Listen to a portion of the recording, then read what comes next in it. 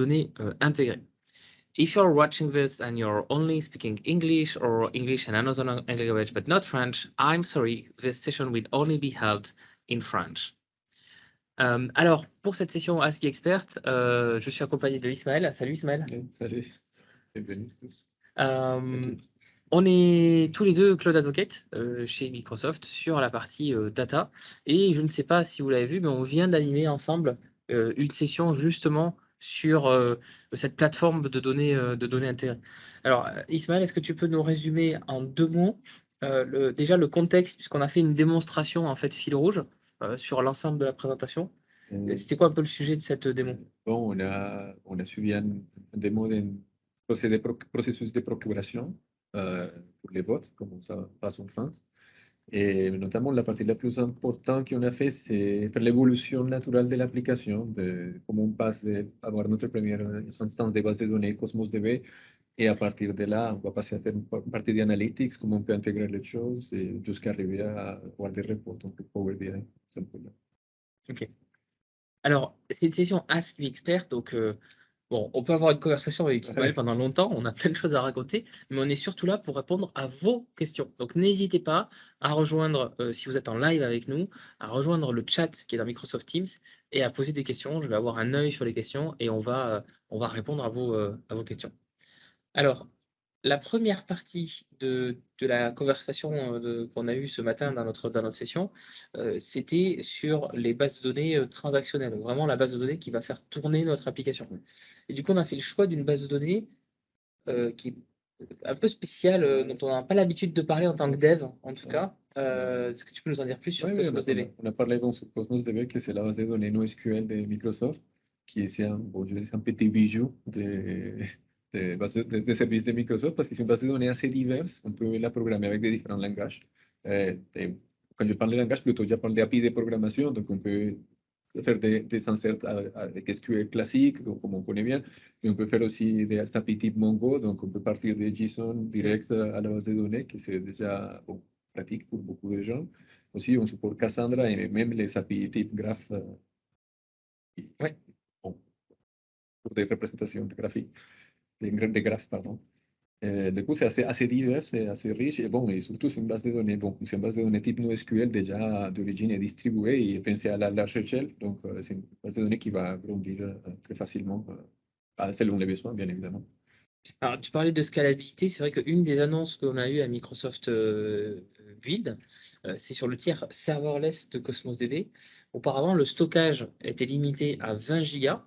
Alors, ça peut convenir pour une petite application ou voilà, si vous utilisez cette instance pour le dev, hein, pour travailler au quotidien. Mais pour une application de production à plus large échelle, ça peut être limité. Et nous sommes passés de 20 gigas à 1 Tera. Voilà. Quitte à augmenter, on a augmenté la limite de manière considérable.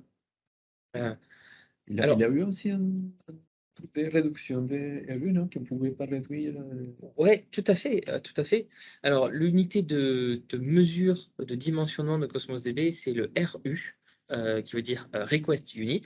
Et en fait, un RU, c'est la quantité de CPU et de mémoire qui est nécessaire par le service Cosmos DB pour lire un document de 1 kilooctet. Et donc, en effet, dans le tiers provisionné, donc le tiers où on va indiquer une capacité maximale que l'on souhaite atteindre, et pour laquelle on va bénéficier d'ailleurs d'un SLA sur les temps de réponse, ça veut dire qu'on est capable de garantir le temps d'exécution de la requête, ce qui est quand même assez cool parce que en SQL, garantir que notre base SQL répond tout le temps, le jour et la nuit, sur la même requête avec un certain temps, c'est très compliqué. On était jusqu'à auparavant, le plus bas qu'on pouvait choisir, c'était 400 RE. Ce qui faisait une base de données, alors je n'ai pas les prix exacts en tête, mais voilà, le moins cher de Cosmos DB en dehors de serverless, c'était quelque chose comme 30 € par mois. Et là, on est descendu à 100 RU, ce qui fait que pour 8 $ quelque chose, je crois, on peut avoir une base de données Cosmos DB. Donc en effet, ça aussi, c'est une annonce assez intéressante. Il y a des annonces dont on n'a parlé dans aucune session, parce qu'on a eu aussi une table ronde sur Cosmos DB il y a quelques heures. Et une des annonces, si vous faites déjà du Cosmos DB, c'est l'arrivée des Hierarchical Partition Keys. Donc dans Cosmos DB, en fait, quand on crée un document, il y a un certain nombre de prérequis, notamment avoir un ID et avoir une clé de partition. Mais il y a des cas d'usage, et typiquement, c'est quelque chose qu'on aurait pu utiliser pour l'application Proxyvote. L'application Proxyvote, notre clé de partition, c'est en fait le numéro du département. Mais ça veut dire que la plus petite unité, c'est le département. Mais par exemple, si on voulait faire des requêtes au niveau de la région, on ne peut pas. Et grâce à ce hierarchical partition, eh ben, on va pouvoir définir plusieurs clés de partition finalement pour nos documents, mais qui ont quand même un sens les unes avec les autres. Et donc ça va être une nouveauté, voilà, qui va aider, je pense, beaucoup de devs qui utilisent déjà Cosmos DB et qui ont des soucis de partitionnement. Et autre chose qu'on a discuté, bon, je ne sais pas si on parle de ça, c'est que Cosmos DB a une possibilité d'offrir des analytics, un support pour analytics qu'on a présenté, qui s'intègre avec Synapse. Et bon, l'idée qu'on a là, c'est qu'en Cosmos DB, on enregistre les données dans un container. Désolé, hein, je ne suis pas native French Ouais. speaker, c'est un peu difficile, mais bon.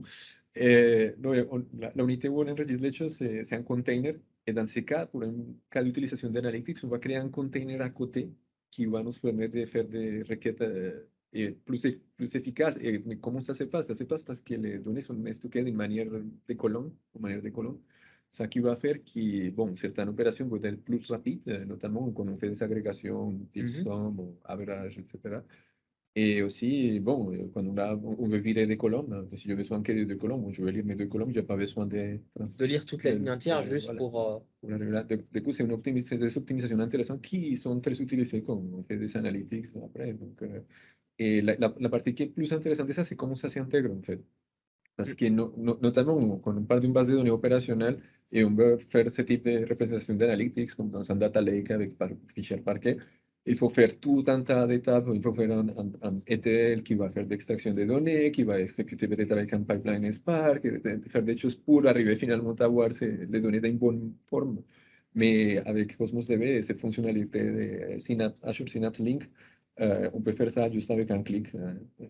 Bien sûr, bon, tout le monde va dire, oui, c'est pas un clic, mais ça va coûter, c'est pas qu'un clic, bien évidemment. C'est pas, la partie qui est intéressante, c'est que ça va coûter effectivement le stockage, parce qu'on va avoir une deuxième copie, pour Ouais. dire, des données. Donc, il faut se préparer à que la base de données, maintenant, ça va être le double de taille. Par contre, à niveau d'utilisation des RU, qui c'est bon, qui c'est un peu la partie plus chère, disons, de Cosmos DB, ça sera zéro. Donc, on gagne quand même un peu. Oui, c'est-à-dire que souvent, quand on a un projet de taille euh, petite ou moyenne, ou qu'on est en début de projet, on n'a qu'une seule base de données, et finalement, que ça soit pour faire des transactions dessus ou pour faire de l'analytics, on utilise la même base de données. Parce que c'est plus simple, surtout quand on est au début du projet et qu'on n'a pas beaucoup de besoins d'analytics. Mais quand on fait ça avec Cosmos DB, ben, c'est vrai que soit il y a la facture qui se ressent, soit c'est le temps de traitement. Ça affecter le système. Voilà, on est obligé de faire des requêtes plus lentes pour l'analytics pour ne pas consommer tous les RU qu'on a provisionnés. Et là, c'est vrai que ça résout ça avec un coût qui est tout à fait raisonnable. Parce que comme tu l'as dit, c'est stocké en fait, ce Analytical Storage, c'est stocké en format parquet. Donc on va avoir une grosse compression de données, surtout si on a des données similaires. Typiquement, dans notre cas d'usage, c'est super intéressant. Enfin, tu vois, si on prend la requête que tu as effectuée en démo, où on regarde le nombre de procurations qui ont été demandées par classe d'âge, ben, finalement, j'ai besoin que d'une colonne. Que lire une colonne, c'est la colonne âge, au lieu de tout lire, tout le formulaire, quoi. Voilà. Et ça va être beaucoup plus rapide à faire les calculs, hein, c'est sûr. Ah. Non, non, et en plus, bon, la partie que je trouve le plus intéressante, c'est le fait que tu ne vas pas faire ça à la main. Parce qu'en plus des coûts, tu évites d'avoir des jobs qui vont s'exécuter en temps réel ou chaque jour juste pour bouger les données dans un format efficace. C'est bien. C'est-à-dire que grâce à Synapse Link pour Cosmos DB, tu n'as pas besoin tous les matins d'aller voir un dashboard pour voir les jobs qui n'ont pas tourné la nuit, pour pouvoir les relancer en catastrophe, pour pouvoir faire tes requêtes derrière. C'est fait automatiquement. Moi, je ne me souviens pas, par contre, si on peut habiliter ça à tout moment, non? C'est ça. Oui, tout à fait. Alors, tu peux le faire à la création du compte, si on sait déjà qu'on va faire de l'analytical storage. D'ailleurs, si vous faites de l'infrastructure as code, vous pouvez retrouver le projet de la démo qu'on a fait sur GitHub. Et dans le code Bicep, c'est ce que je fais dans le code Bicep, je déclare au moment où je crée le conteneur et l'instance Cosmos DB, je lui dis déjà d'activer l'analytical storage. Après, tu peux l'activer à la suite. Par contre, dans ce cas-là, on ne va pas avoir instantanément nos données qui vont apparaître dans l'analytical storage, puisqu'il faut construire cet analytical storage. Alors, on a une question de Félix en ligne. Pour une plateforme analytics, est-ce que la combinaison Cosmos plus Synapse rentre en concurrence avec Azure Data Lake? Quelles sont les différences? Alors, je pense que la réponse est non. Je pense qu'on est d'accord tous les deux. C'est très différent. Cosmos DB, c'est avant tout une base de données opérationnelle, j'ai envie de dire, ou transactionnelle, comme on le dit. Ça veut dire qu'on peut vraiment baser son applicatif sur Cosmos DB. En général, on ne va pas baser son applicatif sur des JSON qui sont stockés dans un data lake. Notre applicatif peut venir déverser du JSON dans un data lake éventuellement, mais si on doit afficher une page à l'utilisateur, on ne va pas aller lire le JSON dans le data lake pour le ressortir. En général, c'est pas comme ça que l'on fait. Donc Cosmos DB, c'est avant tout une base de données, comme si on utilisait PostgreSQL ou Azure SQL, dans certains cas d'usage, Cosmos DB est bien plus intéressant et permet de faire des choses en termes de scalabilité, en termes de temps de réponse aussi qui sont très intéressantes. Et ensuite, à côté de ça, on a Synapse. L'objectif de Synapse, c'est que ça soit une plateforme, finalement, pour tous vos besoins d'analytics, quel que soit l'endroit de la donnée. Et pour donc, continuer à répondre à cette question, est-ce que tu veux nous parler un petit peu des linked services? Parce que c'est une des forces aussi de De Synapse. Synapse, ouais. Bon, je pense que ça s'intègre un peu avec les deux parties de la question les côtés Data Lake. C'est que, bon, Synapse, il nous permet de s'intégrer avec les deux. Oui. Donc, c'est une solution d'analytics où on peut choisir différentes origines de données ou sources de données et les intégrer. Notamment, bon, on a ce lien de Synapse qui automatiquement va nous permettre d'accéder à tous les bon, containers et données. Et, et bon, et aussi, même si on veut le faire aussi à Data Lake, donc en disant qu'il y a une concurrence, je dirais que les deux, on peut arriver à faire des choses similaires avec les deux, mais avec des différentes priorités ou contraintes.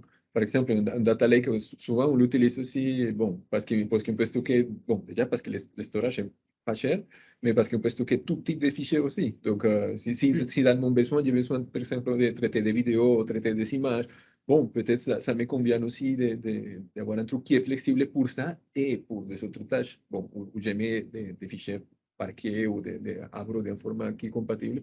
Par contre, bon, les contraintes qu'on gagne là, c'est qu'on doit entretenir ça. Et bon, comment on entretient ça, ça ajoute un sacré niveau de tâches extra pour avoir plus de flexibilité. Donc, c'est une question de trade-off.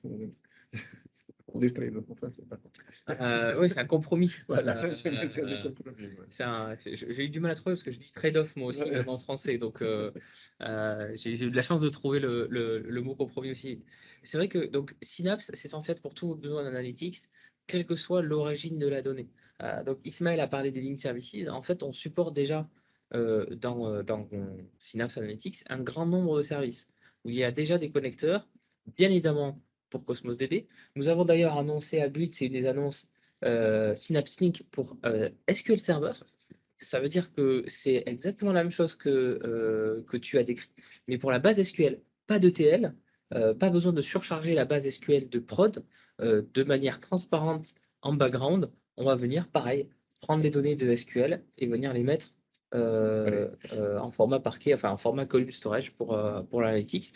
Mais par exemple, si vous avez des données dans Salesforce ou même si vous avez des données dans Amazon S3, par exemple, eh bien, vous pourrez les requêter depuis Synapse. Tu as parlé aussi des différents formats. Avec Synapse Analytics, c'est très facile de venir requêter des fichiers CSV, des fichiers JSON. C'est d'ailleurs ce qu'on fait un petit peu quand on utilise Cosmos DB. Et tu as cité Parquet et Avro également parmi un certain nombre de formats de fichiers supportés par Synapse. Euh, alors, là, c'est une première partie, mais Build, c'est avant tout un événement pour les devs, même si là, on est dans un as qui est expert très, très data. Moi, ce que j'ai remarqué aussi dans ta démonstration, c'est que finalement, Synapse, c'est un petit peu le VS Code des data engineers ou des data analysts. On peut tout faire dans VS Code, on peut collaborer dans VS Code.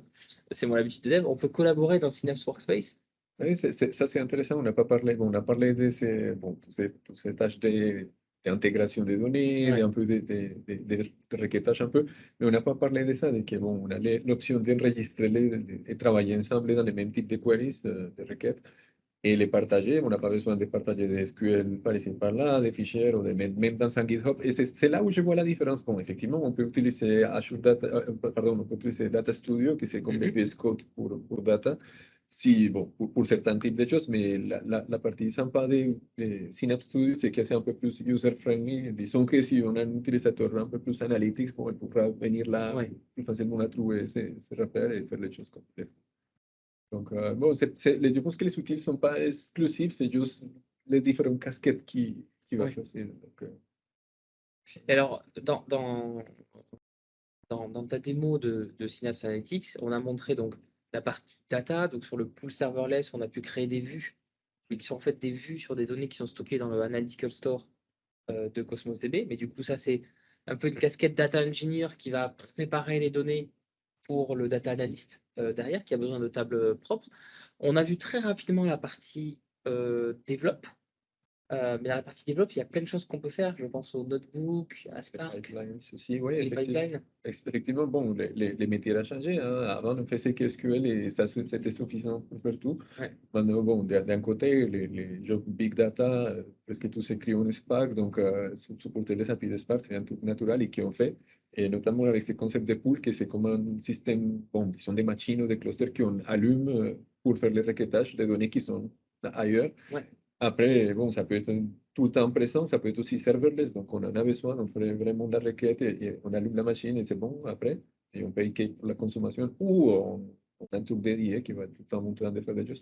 Mais aussi, et on n'a pas trop parlé de ça dans notre presse, mais bon, il y a tout l'aspect notebook aussi, hein.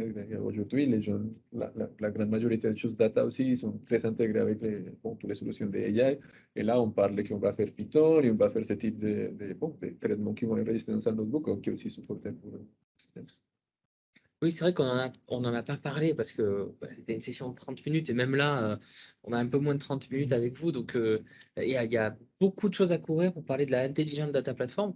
Mais dans Synapse, dans ces traitements de big data, on pourrait faire aussi du machine learning Ouais, bien évidemment, ouais. et traiter, par exemple, voilà, une grande quantité de données, je sais pas moi, toutes les demandes de paiement qui ont été effectuées dans la nuit pour voir si, dans la journée, pour voir si il y en a pas qui sont suspicieuses. Enfin, voilà, c'est des choses qu'on pourrait faire. Là, par exemple, dans notre cas de population, une idée qu'on a eue, mais qu'on n'a pas réussi à mettre pour question de temps aussi, c'est l'idée de prédire les temps d'attente. Oui. Combien de temps tu dois attendre? Parce que bon, on peut créer très facilement un modèle simple, même de régression linéaire, et l'appeler via un notebook Spark et Oui. avoir une sorte de prédiction pour le futur. Non, c'est assez riche, hein. Et alors, parce qu'on a parlé avec Synapse Link, donc pour Cosmos DB, mais aussi pour SQL Server qui a été annoncé à cette build, on a parlé de NoETL. Mais bon, ça c'est un peu la tour d'ivoire de Dedé chez Microsoft qui n'ont pas besoin d'ETL. Dans la vraie vie, hein, on a encore besoin de beaucoup de TL. Et tu l'as cité très rapidement, mais en fait, on peut faire des pipelines à l'intérieur de Synapse. Bien sûr. Ouais, la solution qui est assez riche pour faire ça aussi, c'était l'ancienne, bon, Data Factory, c'est un peu Voilà, comme Azure Data Azure Factory Data qui est Factory intégré maintenant à Synapse. qui est maintenant partie de Synapse. Et bon, là, on peut faire des types de tâches qu'on va exécuter, bon, soit parce qu'on les programme, on les schedule pour les exécuter, ou soit on les schedule à la main, qu'ils vont avoir une sorte de workflow avec étape par étape, où on va faire des extractions, des Oui. transformations, et finalement, on va enregistrer dans une destination, sensing. Ouais, et pareil, on a, comme on parlait de link service et qu'on a l'accès à différents connecteurs, bon, là, l'écosystème est hyper riche, hein. Il y a plein de systèmes qui sont supportés. Et comme tu disais tout à l'heure, c'est pas que juste des choses Microsoft, il y a tous les partenaires et même Amazon. Oui. Oui, parce que votre donnée, elle peut être, même si vous l'analysez depuis le cloud Azure, elle est bien souvent stockée euh, à plein d'endroits, même peut-être sur vos propres serveurs, dans vos propres data Ouais, centers, ou dans des applications SaaS, par exemple Salesforce. Je c'est crois une souvenir grande qu'on a pratique. voilà, un connecteur Salesforce aussi pour Synapse. Et donc, du coup, on pourrait, dans Synapse, charger des données qui viennent de vos propres bases de données applicatives, de Salesforce, d'un autre outil, pour pouvoir les consolider au sein d'un seul et même Synapse Workplace. Oui, tout à fait. on n'a pas parlé par contre, hein, bon, on a parti vite à parler de Synapse, mais on, je sais pas si on a parlé de SQL Ledger, parce que tu as présenté ça, cette partie ce Oui. matin. Donc, qu'est-ce que tu peux nous dire de ça? Parce que bon, je suis un peu curieux dans le sens de, bon, on parle comme de blockchain, du coup, je pense, ah, va avoir un peu d'argent là. Ou...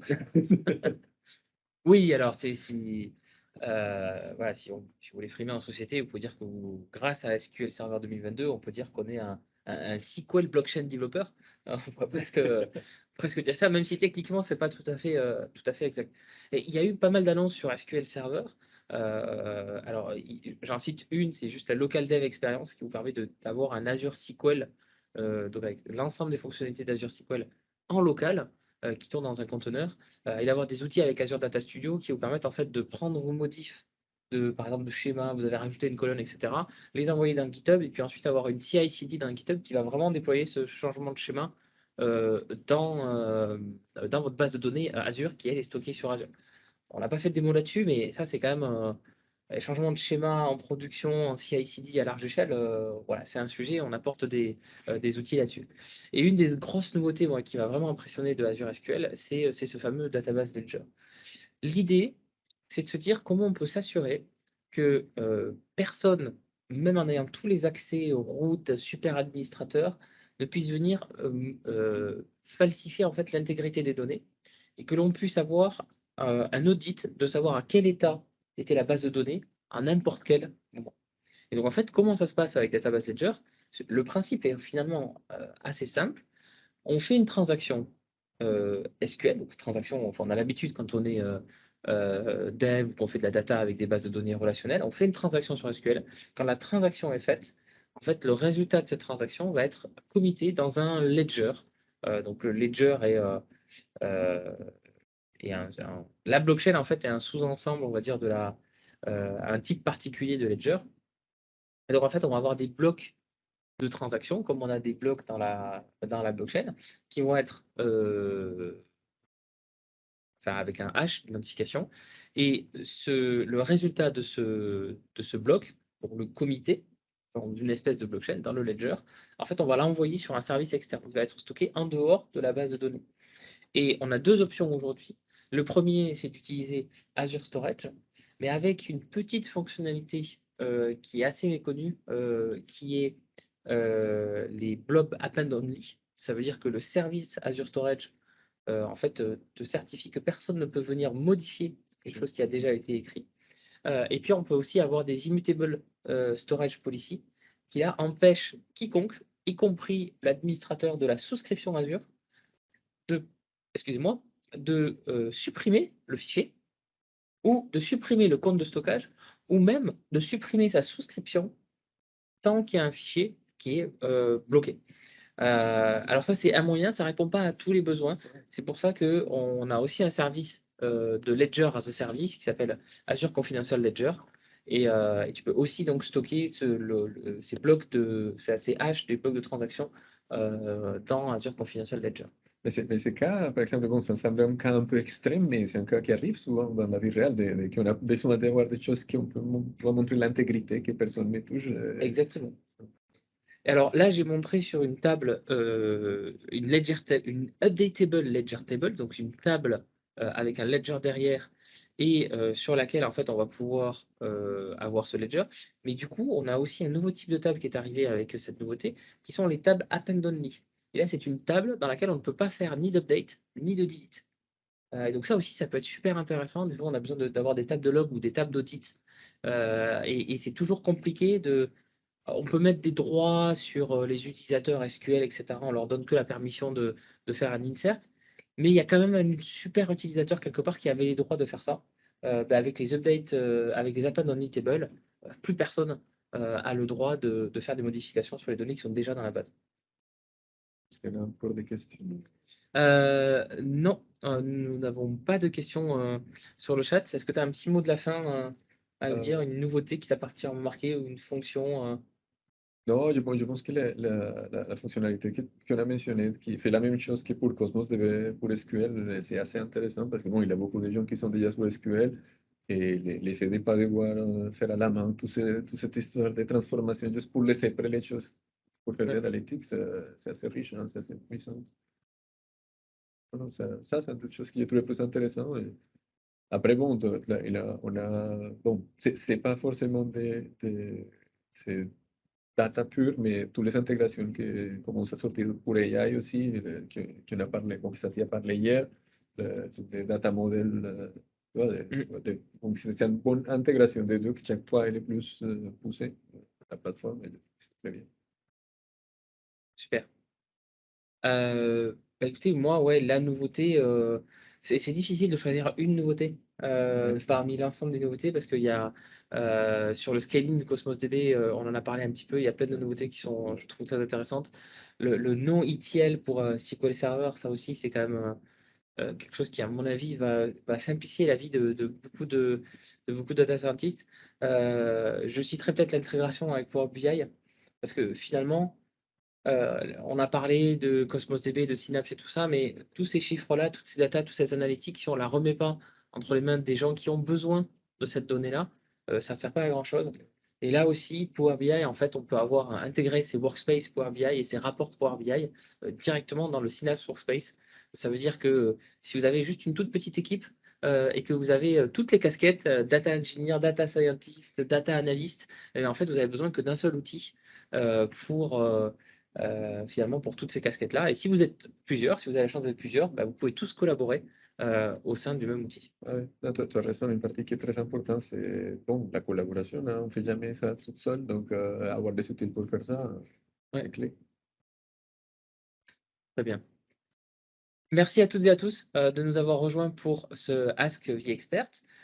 Si cette discussion vous a intéressé, je vous invite à aller voir, si vous n'avez pas encore vu, notre session avec Ismaël sur la plateforme de données. Et je vous souhaite à toutes et à tous une excellente fin de Microsoft Build en français. À très bientôt.